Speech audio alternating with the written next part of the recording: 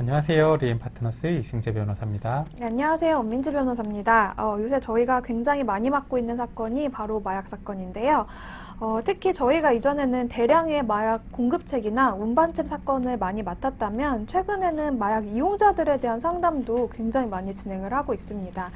마약은 정말 무전유죄, 유전무죄일까요? 또 초범은 괜찮을까요? 저희가 알려드리겠습니다. 먼저 마약의 경우에 그 투약한 마약의 종류가 매우 다양한데 이에 따라서 처벌 수위가 달라질 수 있습니다. 마약류 관리법에 따르면 마약의 종류를 마약, 향정신성 의약품, 대마 등으로 나누고 있습니다. 네, 마약의 경우에는 양귀비나 아편 등이 주를 이루고요. 향정신성 의약품이 대부분 필로폰 등 일반인들이 마약으로 알고 있는 종류입니다.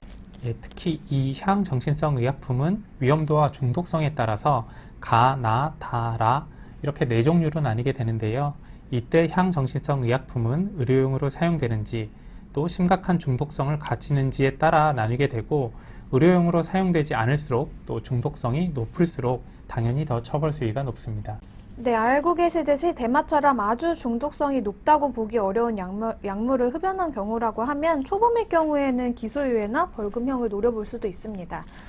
하지만 최근 상당히 높은 수위로 처벌되고 있는 필로폰이나 케타민 등의 약물이라면 투여한 횟수 등에 따라서 초범이라고 해도 상당히 높은 수준의 처벌을 받을 수 있습니다. 마약 투약의 경우에는요, 조사 과정에서 마약을 구하게 된 경위, 얼마나 마약을 입수했고 그중 어디에서 얼만큼 투여했는지를 구체적으로 수사 과정에서 밝혀야 합니다. 또 이 과정에서 이를 뒷받침하는 증거들이 밝혀져야 하기 때문에 투여가 오랜 기간에 걸쳐 발생했다면 거래 내역이나 거래 장면을 담은 CCTV 등의 확보가 어려워서 실제로 투약한 것보다는 훨씬 작게 처벌될 수 있습니다. 네, 하지만 마약 투약이나 거래 등의 경우에는요, 이런 객관적인 증거뿐만 아니라 같이 마약을 한 사람의 증언이나 대화 내용 등을 통해서도 충분히 나의 범죄 혐의가 입증될 수 있기 때문에요, 객관적인 증거가 없다는 이유만으로 처벌을 받지 않는 것은 아닙니다.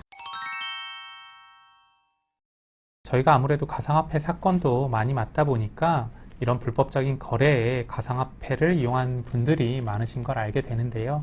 가상화폐 거래라 하더라도 국내 거래소 간 거래 등 일정한 경우에는 충분히 영장을 통해 거래 내역을 추적할 수도 있기 때문에 반드시 가상화폐로 거래했다고 추적 자체가 불가능한 것은 아닙니다. 마약 사건처럼 자신에게 불리한 증거가 자신에게 가까이 있는 사건도 없는데요. 마약 사건의 경우에는 투약의 증거가 바로 자신의 신체입니다. 소변 검사를 통해서는 단기간에 투약 사실이 바로 밝혀지고요. 모발 검사를 통해서는 최근 6개월 내에 투약 사실을 밝힐 수 있습니다.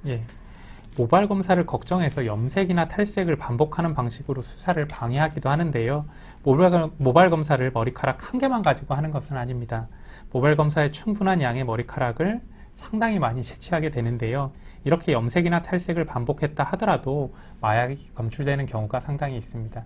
네, 그리고 이렇게 염색이나 탈색을 반복하게 하는 경우라고 하면 오히려 수사기관에 더 안 좋은 정황으로 평가될 수 있기 때문에 마약 사건을 연락을 받았다면 아무래도 혼자 해결하라고 하기보다는 변호사의 도움을 받는 것을 추천드립니다.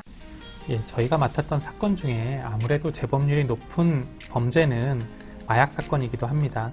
그렇기 때문에 만약 초범인 분들이 이 영상을 보고 계시다면 가급적 그만하실 수 있을 때 그만하시는 것을 추천드리겠습니다. 네, 오늘 영상 도움되셨다면 좋아요와 구독 부탁드릴게요. 고맙습니다. 감사합니다.